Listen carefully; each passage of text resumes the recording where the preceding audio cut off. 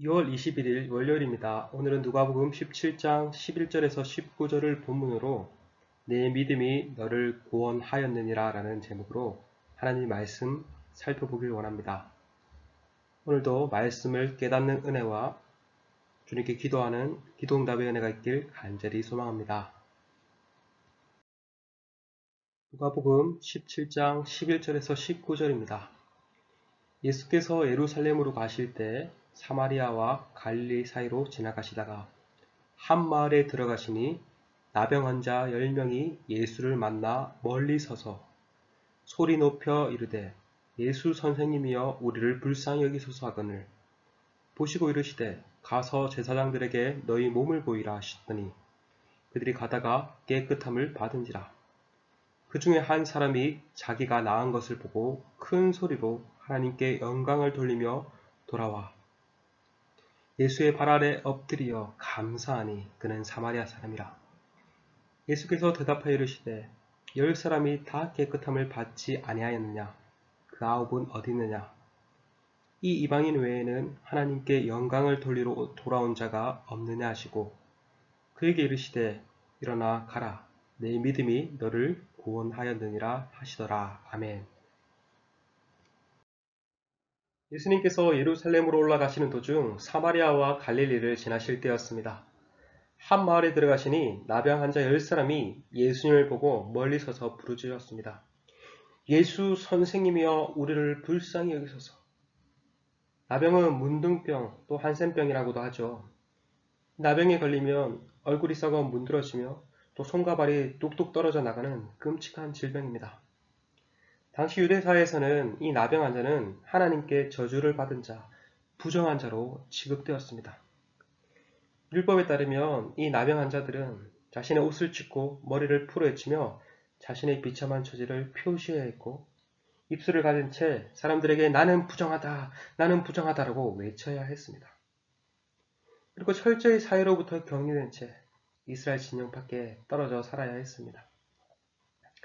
우리나라에도 수년 전 이 나환자촌들이 많이 있었죠. 부산의 용호동이나 또 소록도 등의 나환자들만 모여 사는 마을이 있었습니다. 그 당시에도 나환자들은 사회와 고립된 채 살아야 했고 또 사람들은 이들을 향해서 돌을 던지기도 했다고 들었습니다. 이처럼 나환자들은 육체적인 고통은 물론 사회적으로 고립된 채 비참하게 살아야 했던 것입니다. 그들에게 있어 하루하루는 절망이요 아무런 소망이 없었을 것입니다. 그런 그들이 예수께서 자신의 마을에 오셨다는 소문을 듣고 차마 예수께 나아가지 못한 채 멀리 서서 자신을 도와달라고 부르짖었던 것입니다. 예수님, 나의 비참과 나의 이러한 고통에서 나를 불쌍히 여기소서라고 외쳤던 것입니다. 예수님은 이들의 부르짖음을 외면하지 않으셨습니다. 그들을 보시고 말씀하시죠. 가서 제사장들에게 너희 몸을 보이라. 성경은 예수님께서 나은 자들을 치유한 여러 사례들을 말합니다.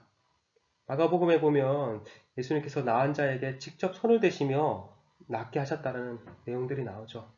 그런데 이번에는 손을 대시지 않으시고 말씀만으로 나병이 나을 것을 기대하고 제사장들에게 검증받으러 나아가라고 말씀하십니다. 레위기에 따르면 이 율법에 따르면 나병 환자들이 치유될 경우 제사장들에 나아가서 검사를 받고 정결 예식을 통해 정결한 자로 인정받을 수 있었습니다. 이런 절차를 거치면 이제는 더 이상 부정한 자로 취급받지 않고 공동체에 속할 수 있게 되었습니다. 예수님은 가장 부정한 그들의 거처로부터 가장 거룩한 제사장이 있는 마을에 가라고 하시며 그들을 다시 공동체의 일원으로 회복시키는 사역을 행하십니다. 그런데 한편으로 생각해보면 아직 낫지도 않았는데 나았다는 것을 믿음으로 제사장에게 간다? 이것은 대단한 믿음을 요구하는 것 같습니다.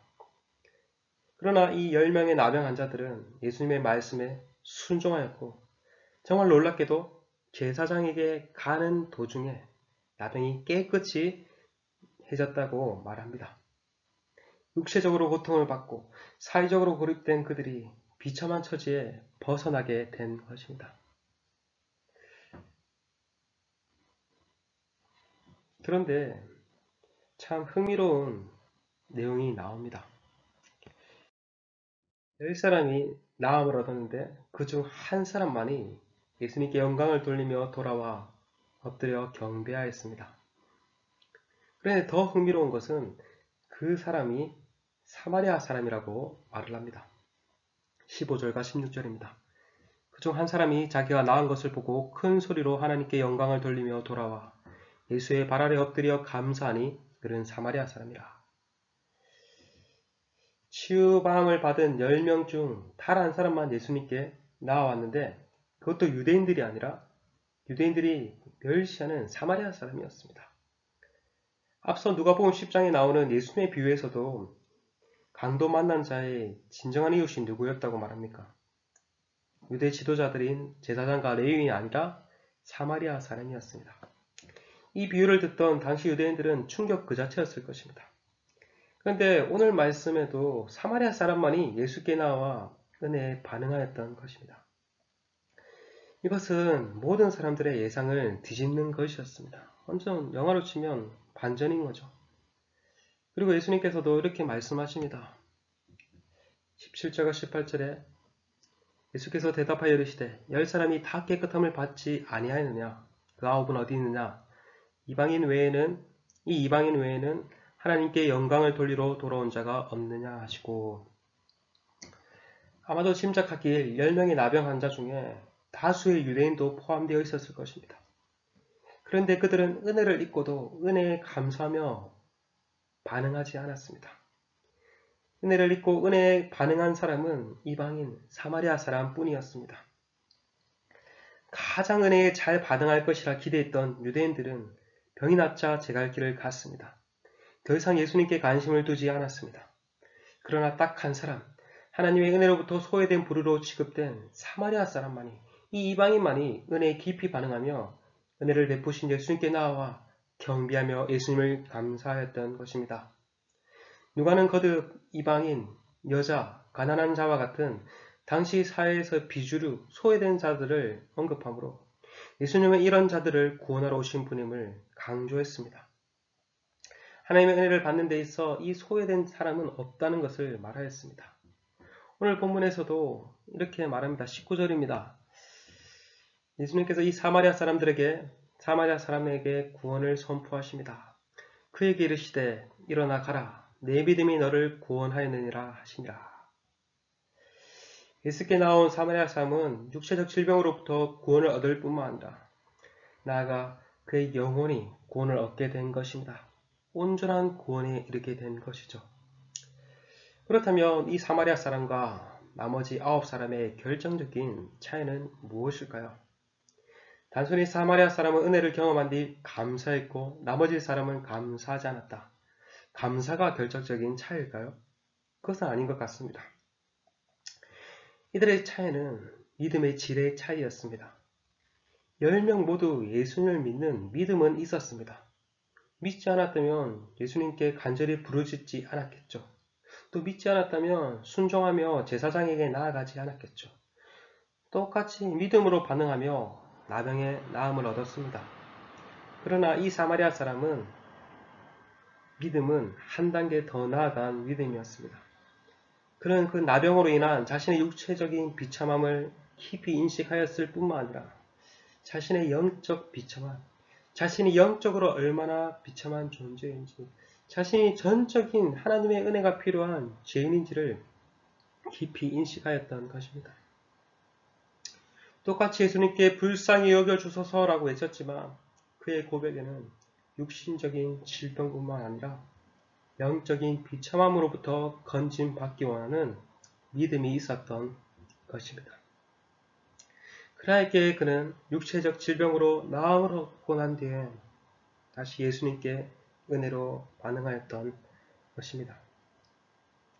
여러분, 예수님을 믿는다고 다 똑같은 믿음이 아닙니다.